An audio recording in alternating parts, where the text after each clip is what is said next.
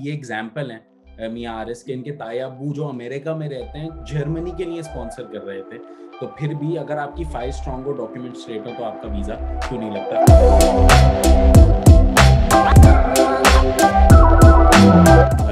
तो कैसे हैं आप सब लोग। आजकल मैं थोड़ी कम वीडियोस डाल रहा हूँ, मगर मैं बहुत ज़्यादा बिजी हूँ। जर्मनी और इटली के भी सेशंस चल रहे हैं और बहुत सारे बच्चों के वीज़ा लग रहे हैं। उनमें से एक आप लोगों ने बहुत रिक्वेस्ट किया था कि किसी का इंटरव्यू लें जो इनका वीज़ा लगा है, जो आस्क अबाउट यूरोप के। तो ये मियां हारिस हैं और ये मिनाल रिजवी आस्क अबाउट यूरोप के क्लाइंट हैं, और इनका कल जर्मनी का फाइनली वीज़ा आया है काफ़ी इंतज़ार के बाद। 2 महीने एम्बेसी ने इनको इंतज़ार करवाया, और इनका काफ़ी अनयूजुअल सी डिमांड्स एम्बेसी कर रही थी कि आप पहले ये लेटर जमा कराओ, वो लेटर, और फिर वो हम टैकल करते करते करते फाइनली कल इनको जर्मनी का स्टूडेंट वीज़ा मिल गया है। तो मियां आरिस बहुत बहुत मुबारक हो। पहले तो आपको बहुत खुशी होती है मुझे जब भी किसी का वीज़ा लगता है। तो मियां आरिस, इस्लामाबाद से इनका ताल्लुक है। आप लोगों में से बहुत सारे लोग बोल रहे थे कि पंजाब में कैसा होता है, क्या प्रोसेस होता है।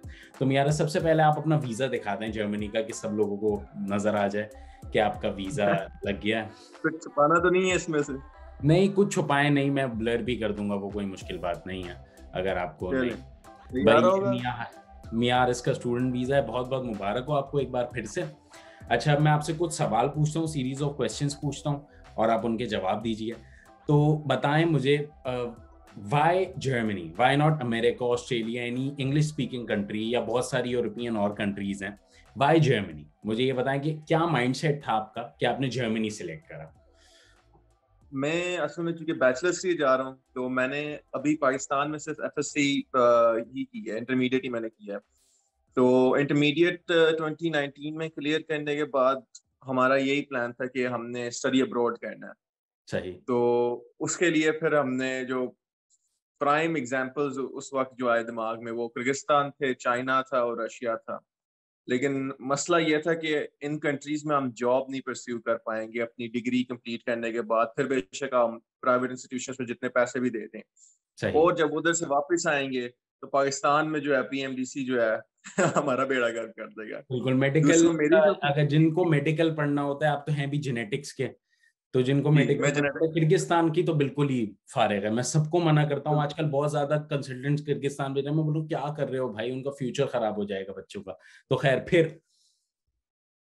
फिर हमारे एक उस्ताद थे, काफी रिस्पेक्ट करते हैं उनकी, उन्होंने हमें कहा था कि आप जो है यूरोप के लिए ट्राई करें। सही। मेरे स्पॉन्सर जो है, मेरे ताया अब्बू, वो अमेरिका से थे, तो मुझे हम्म। अमेरिका ही बुलाना चाह रहे थे।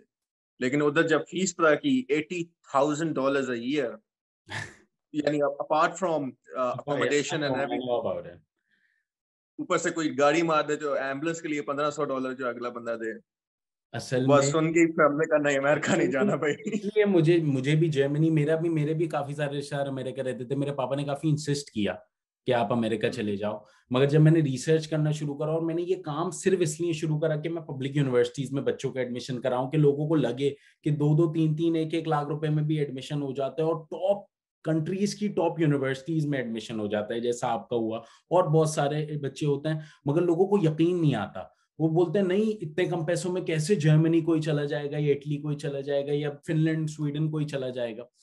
तो इसलिए, और दूसरा, जर्मनी बहुत, मतलब यूरोप बेसिकली बहुत इकोनॉमिकल है। आपकी फिजिशियरों, मतलब इंश्योरेंस होती है, आप बीमार पड़ जाओ कोई टेंशन नहीं है, आप गाड़ी मार दो कोई टेंशन नहीं है, आप पढ़ाई फ्री में कर सकते हो। तो ये मुझे यही, मेरे भी, मतलब मैं यही लोगों को बताता हूँ कि भाई पढ़ाई करनी है तो पढ़ाई के तो पैसे नहीं होने चाहिए ना, एक तो पढ़ाई भी करो, ऊपर से फीसें भी दो। तो ये ऑफ है ब्रो। बिल्कुल, उनकी एक पॉलिसीज की वजह से और दूसरा उनकी पोजीशन की वजह से जर्मनी हमारे लिए काफी स्ट्रॉन्ग पिक था। मैं जेनेटिक्स में जाना चाह रहा हूँ, तो क्रिस्पर जो एक जेनेटिकल रेवोल्यूशन है हमारे डेकेड की, वो शुरू भी जर्मनी से हुई है, काम भी उसका जर्मनी में ही है, और इस वक्त जर्मनी जो है नंबर 1 है जेनेटिकल इंजीनियरिंग के इस फील्ड के अंदर। उसके बाद मैं एक फ्रीलांसर भी हूँ। मैं छोटा मोटा काम पकड़ के जो है किसी वेबसाइट बना दी, ऐप बना दिया।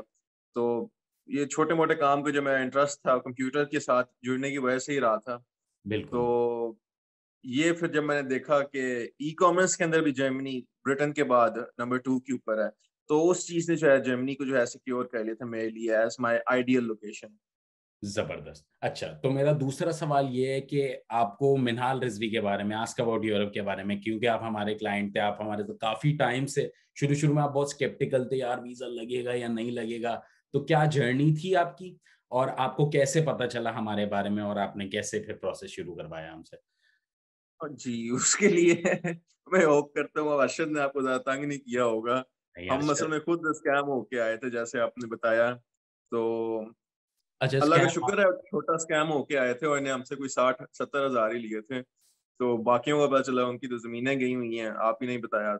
और यकीन करने वाली बात है, लोग दे देते हैं ज़मीनें, ऐसी बात मतलब नहीं 20 है। लाख तो नॉर्मल रेट चलता है ना पंजाब साइड पे, या मतलब थोड़ा अपर साइड पे नॉर्मल चलता है। लोग अगर बोले ना कि 5-6 लाख रुपए पे, बोलते हैं नहीं ये तो झूठ बोल रहा है, 5-6 लाख में तो हो ही नहीं सकता।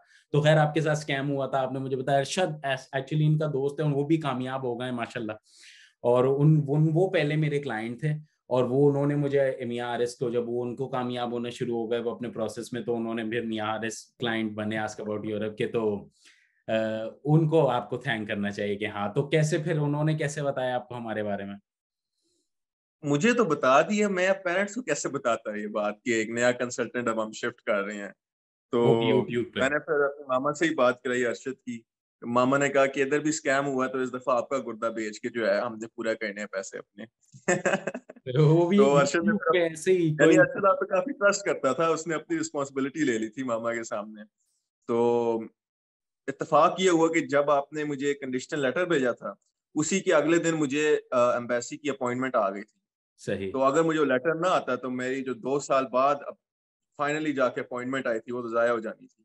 नहीं नहीं, हमने आपको बोला तो था ट्रस्ट द प्रोसेस। जब आप बहुत आए बड़ा थे तो इत्तेफाक था बहुत वो जो हुआ स्केप्टिकल था। थे, मुझे याद है। और आप बोले थे I am not very well versed, visa लगेगा या नहीं, काम होगा या नहीं। मैंने बोला नहीं, ट्रस्ट द प्रोसेस, होगा। आपको जरूर, आप थोड़ा सा आपका पास्ट, आपके साथ पास में थोड़ा के सीन हो चुका है, मगर आप टेंशन नहीं लो, इस टाइम होगा। तो अल्लाह का शुक्र है बिल्कुल। आपका हो गया। अच्छा फिर क्या हुआ? अम्मा अब्बा को कैसे मनाया आपने कि भाई एक यूट्यूब पे बंदा है, बस उसका ब्लाइंड ट्रस्ट हम उस पे करना? अरे अरशद ने मनाया वो भी। बस अर्शद ने अपनी रिस्पॉन्सिबिलिटी ली थी। नहीं उसके बहुत बाद फिर कि आप हमने दोनों। स्पॉन्सर को कहा कि अच्छा। ये करना है, हम अपने कंसल्टेंट शिफ्ट कर रहे हैं, हमारे साथ स्कैम हो गया है। तो स्पॉन्सर को भी पता था चूंकि कंसल्टेंट स्कैम करते हैं, ऑब्वियस है। ये एक फैक्ट है, इसका कुछ हम कर नहीं सकते। तो हम शिफ्ट हुए, लेटर आया, इंटरव्यू दिया। उसके बाद एम्बेसी ने तंग करना शुरू कर दिया। मेरा इंटरव्यू था 18 मार्च को, हम्म। 2021। और मेरा वीजा लग के आया 13 जुलाई को। बहुत, तो आपने इन बहुत 4 महीनों अनयूजुअल के सा अंदर केस था, एम्बेसी ने मुझे अनयूजुअल। सबमिशन भी किया। जी अनयूजुअल सी डिमांड्स एम्बेसी करना शुरू हो गई कि ये लेटर लाओ वो लेटर लाओ, मगर शुक्र है वो लेटर्स हमें मिलते गए टाइम टू उनकी जो टाइम। राइटफुल डिमांड मैं कह सकता हूँ वो ये थी कि चूंकि मैंने B1 का सिर्फ शराइबन मॉड्यूल मेरा रह गया था, तो मैंने उनको कहा था कि मैं शराइबन जो है दूंगा इंटरव्यू के वक्त। तो इन्होंने मुझे महीना बाद में कहा कि आप जो है पेमेंट प्रूफ दें कि आपने B1 शराइबन का ही लिया। तो वही फिर मैंने पेमेंट दी, लेकिन मैं उस टेस्ट में सैडली फेल हो गया था शराइबन के अंदर। हम्म। तो वो फिर एम्बेसी ने बाद में मुझे नहीं कहा, उन्होंने ये कहा कि आपने जो लैंग्वेज कोर्स की फीस है आप एडवांस में पे करें।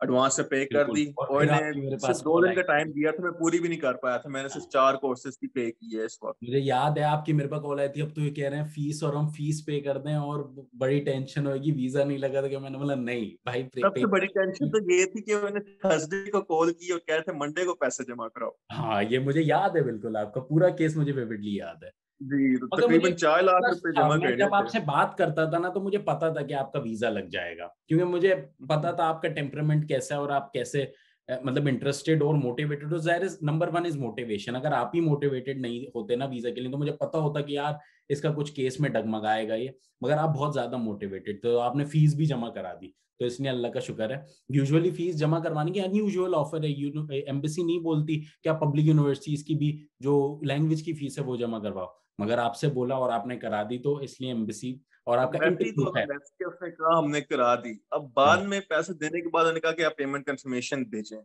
सही। भेज दी हमने वो। हाँ वो तो वो याद है थी मुझे, मैंने अनमेरिटेड रोज प्लस में। जालुम मैंने कहता हूँ। हाँ रोज मैं यूनिवर्सिटी को 4-4 दफा कॉल करवाता था अपने ऑफिस से कि भाई जल्दी कॉन्फर्मेशन मंगाओ, क्योंकि कोरोना टाइम चल रहा था और यूनिवर्सिटी फोन ही नहीं उठाती थी। उस वक्त भी आपको उन्होंने 3 हफ्ते बाद ही उन्होंने जो है भेजा था। तो हम्म। उन्होंने मुझे यही फोन करेगा कि जो आपने डॉक्यूमेंट भेजी है ये पेमेंट कंफर्मेशन नहीं है। कल कल उसके अंदर लिखा हुआ था, लिखा पता। एम्बेसी की गलती हो या यूनिवर्सिटी की, के सेकंड लास्ट लाइन पे लिखा हुआ था कि इन एडवांस मिस्टर अहमद ने पैसे जमा करा दिए हैं। बस तो एम्बेसी एम्बेसी ने वो पढ़ा नहीं। बेसिकली एम्बेसी ये देखती है कि कहीं तो ये बच्चा पिसलेगा, कहीं तो ये डिमोटिवेशन शो करेगा और हम इसे रिजेक्ट करेंगे फिर। और मैं आपको हमेशा कहता था कि कभी डिमोटिवेशन शो नहीं करना। वो मांगते जा रहे हैं, आप मुझे बताओ, हम आपको डॉक्यूमेंट्स प्रोवाइड करते जाएंगे, कोई मुश्किल नहीं है। खैर, आप मुझे लास्ट बताओ कि ये क्वेश्चन सबसे इंपॉर्टेंट है कि आप बताओ वीजा इंटरव्यू में भाई आपसे क्या क्या सवाल पूछे। बहुत ज्यादा होता है कि वीजा इंटरव्यू में नाल भाई क्या सवाल पूछते हैं, तो आप बताओ वीजा इंटरव्यू में मेन सवाल क्या क्या आपसे पूछे। जो नॉर्मल सवाल हैं वो आप छोड़ दो कि भाई जो हर बंदे से स्पॉन्सर के बारे में पूछते हैं, पैसों के बारे में पूछते हैं, वो तो, मगर जो मेन सवाल आपसे पूछे जो आपको लगा वो आप मुझे बताओ कि क्यों जर्मनी ये वगैरह, और ये कोर्स जो आपने शिफ्ट नहीं, करा था क्योंकि आप ये मेडिकल एफएससी स्टूडेंट थे। मेडिकल का था, तो मेरे से सबसे बड़ा सवाल यही था कि आप उधर जाके बिजनेस मैनेजमेंट की पढ़ने जा रहे हैं। हम्म। और तो सपोर्टिंग में मैंने यही कहा था कि क्योंकि मेरा एक्सपीरियंस एज अ फ्रीलांसर है और सपोर्टिंग डॉक्यूमेंट्स भी थी मेरे साथ, मेरे पास मैंने कोर्सेरा के जरिए कोर्सेज किए हुए थे साइबर सिक्योरिटी स्पेशलिस्ट का, डिजिटल मार्केटिंग का। और उस वक्त में ये ईडीएक्स के जरिए हार्वर्ड यूनिवर्सिटी से जो है डेटा साइंस पढ़ रहा था, सही। तो वही मैंने सर्टिफिकेट्स आगे वीजा ऑफिसर को शो किए एज सपोर्टिंग डॉक्यूमेंट्स। तो उन्होंने फिर उस चीज से मेरे ख्याल से मेरा केस काफी स्ट्रॉन्ग किया था, क्योंकि बिल्कुल, मेरे मुझे पास याद है लेटर्स के आपने अंदर मुझसे लिखा भी हुआ था, पूछा था। Letters of recommendations, experience letters वगैरह। सही, मुझे याद है, मुझे आपने मुझसे भी पूछा था कि यार बिजनेस में शिफ्ट कर रहा हूँ मेडिकल से और ये कोई मसला तो नहीं होगा। मैंने बोला नहीं, कोई मुश्किल नहीं है, क्योंकि आपके डॉक्यूमेंट्स काफी तैयार करवाए थे। तो खैर, अगले जी, सवाल आपसे क्या पूछा फिर एम्बेसी पे? और इन्हें ये पूछा था कि अगर आप बिजनेस मैनेजमेंट में जा रहे हैं तो आपके प्लान्स क्या हैं इन द फ्यूचर। तो मैंने उनको ये बताया था कि मैं जो है एक डिजिटल मार्केटिंग एजेंसी खोलना चाहता था पाकिस्तान में आके। मैंने वीजा ऑफिसर को ये बोला था, और ये चीज मैंने अभी से ही की हुई थी। मैं एपीआई क्लर्क्स का हेड डेवलपर हूँ इस वक्त, तो हम डिजिटल मार्केटिंग एजेंसी ही हैं। तो मैं कहना चाह रहा था क्योंकि मैं हायर स्टडीज परस्यू कर सकता हूँ एक ऐसे मुल्क में जो कि ऑलरेडी उस फील्ड ऑफ सब्जेक्ट के अंदर टॉप में आ रहा है, तो मैं करना चाहता हूँ इसको। हम्म। फिर? फिर मेरे ख्याल से एक आखिरी जो awkward out of the blue मैंने सवाल किया था वो ये था कि अगर आपके स्पॉन्सर अमेरिका में हैं और अमेरिकन नेशनल हैं, तो आप जर्मनी को चूज क्यों करना चाह रहे हैं। जो कि इनके जो एक और सवाल था कि what is your reason for going to Germany and why are you going for this course, इसी के साथ मैच करता था, क्योंकि मैंने आपको बताया कि जर्मनी एक स्ट्रॉन्ग और सेफ पिक है। सही। तो आपने इसका क्या जवाब दिया था? क्योंकि आपके ताया अब्बू थे आपके स्पॉन्सर, मुझे पता है आप काफी परेशान थे कि मेरे माँ बाप स्पॉन्सर नहीं है। और मैं भी सब स्टूडेंट्स को बोलता हूँ कि माँ बाप स्पॉन्सर हो तो नंबर वन है, मगर और लोग भी, ये एग्जाम्पल है मियां आरिस के, इनके ताया अब्बू जो अमेरिका में रहते हैं जर्मनी के लिए स्पॉन्सर कर रहे थे। तो फिर भी अगर आपकी फाइल स्ट्रांग हो, डॉक्यूमेंट स्ट्रेट हो, तो आपका वीजा क्यों नहीं लगता। खैर, ये आपके इंटरव्यू के सवाल थे। और मियां आरिस, बहुत बहुत शुक्रिया आपका ये इंटरव्यू देने के लिए। और आपसे मैं जी, आखिरी सवाल पूछूंगा कि आप आगे का फ्यूचर का क्या प्लान है, क्योंकि अब the ball is in your court. क्योंकि अब हमारा सारा काम खत्म, अब आपकी मेन जिंदगी शुरू होगी, अब आपका असली गेम शुरू होगा। यहाँ तक तो वीजा वीजा दिलाना था, एडमिशन करवाना था, सब कुछ आपका हो गया, हमने करवा दिया, आपकी अपनी भी मेहनत थी। मगर अब आपको अपनी जिंदगी खुद से शुरू करनी है, बिल्कुल। तो अब आगे क्या प्लान है? जर्मनी जाके क्या करना है? कब मैं जा रहे हैं आप जर्मनी? जी मैं बहुत असल बुकिंग में, करवाई है वैसे कल ही मैंने। बस फिर तो सही है। मैं असल में स्टूडेंट कॉलीग अपना खत्म करने के बाद जो है से मूव आउट करके किसी यानी बेहतर शहर के अंदर जेनेटिक्स पढ़ना चाहता था किसी यूनिवर्सिटी के जरिए, क्योंकि जर्मनी जो है जेनेटिक्स में नंबर 1 पे है मुल्क क्रिस्पर बिल्कुल। के जरिए। तो मैं आगे जो है एक जेनेटिकल इंजीनियर बनना चाहता था, इंशाल्लाह। और क्योंकि मैं वहाँ पर जॉब कर रहा हूँ और वहीं पे ही जॉब हो सकती है जेनेटिकल इंजीनियर में, मैं वापस पाकिस्तान तो आ नहीं सकता, सही। तो मुझे फिर सेटलमेंट भी परस्यू करनी पड़ेगी वहाँ पर। इंशाल्लाह इंशाल्लाह। मियां आरिस, बहुत अच्छा लगा हमें आपसे बात करके। और बहुत बहुत शुक्रिया आपका इंटरव्यू देने के लिए। तो सबको बोल दें कि भाई सब्सक्राइब कर दो मिनाल रिजवी का चैनल। और जरूर। भाई आप लोगों से भी बहुत, आप लोगों के अगर कोई और सवाल हैं जो मैं अगले स्टूडेंट से पूछूं जिनका वीज़ा लगे, तो वो नीचे कमेंट्स में लिख दीजिए, मैं उनसे वो पूछ लूंगा। तो बहुत बहुत शुक्रिया। अगर आप लोग अभी तक ये वीडियो देख रहे हैं तो आज के लिए इतना ही। आई सपोज फिर कल मिलते हैं ना। Peace out. आप भी कर दो अल्लाह मियां। हाफिज। अल्लाह हाफिज। अल्लाह हाफिज। बहुत बहुत शुक्रिया मियां साहब का।